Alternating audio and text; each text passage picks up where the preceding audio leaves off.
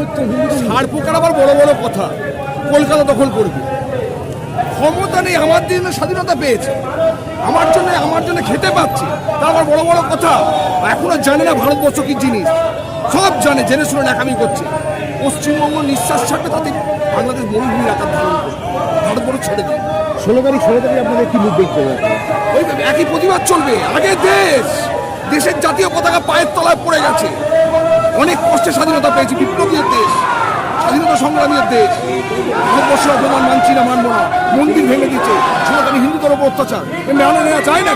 ওরা চিন্ময়বাবু 2 জানুয়ারি অব্দি ডেট নিয়ে গেছে। আবার আপনাকে বলছি, ওখানে কোনো সিস্টেম নেই, এখন অত্যাচার চলছে হিন্দুদের উপর, আমরা তার তীব্র প্রতিবাদ করছি। বিশ্ব মানবতা দিবস থেকে আপনারা কি বলছেন? ওই একই কথা, এখন পারি বাংলাদেশের বিরুদ্ধে সোচ্চার আমরা। কোনো কথা হবে না, পৃথিবীতে মানচিত্র থেকে মুছে দেবো, ভারতবর্ষের সঙ্গে পাঙ্গা নেওয়া যাবে না। আজকে বিশ্ব মানবতা দিবস, যেভাবে বাংলাদেশের চিন্ময় গোস্বামীর আইনজীবীকে অত্যাচার করা হয়েছে এবং কোনো উকিল দ্বারা এলে তাকে আহত করা হবে, তার বাড়িঘর ভেঙে দেওয়া হবে, কি বলবেন? বিষয় হচ্ছে যে হিন্দুদের উপর আক্রমণ করা হচ্ছে, এটা নতুন কিছু নয়। ইসলামিক দেশে এই আক্রমণটা হবে, ইসলামিক দেশে আক্রমণটা হবে। তার কারণ হচ্ছে আমরা তো কাফের, আমরা মুসলমানের কাছে কাফের, ফলে ওরা এই আক্রমণটা করবে। কোনো জায়গায় কারণ শাসন ব্যবস্থা কায়েম করার যে ব্যাপার আছে সেটা করতে দেবেন না।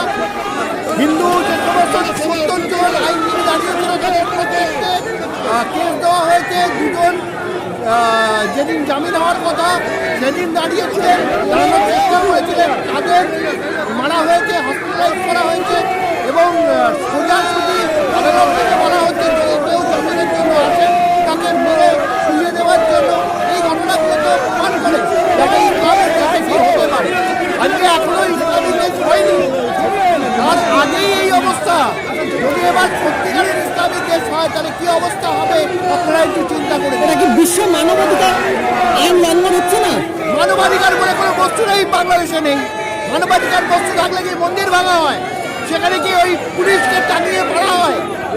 পুলিশকে হিন্দু বলে তাকে টাঙিয়ে মারা হলো, তাদের থানায় ঢুকে পিটিয়ে কুচিয়ে দেওয়া হলো, মানুষকে পুড়িয়ে দেওয়ার পর তার লিঙ্গ দেখে চিহ্নিত করা হচ্ছে যে সে হিন্দু বলেছে না মুসলিম বলেছে।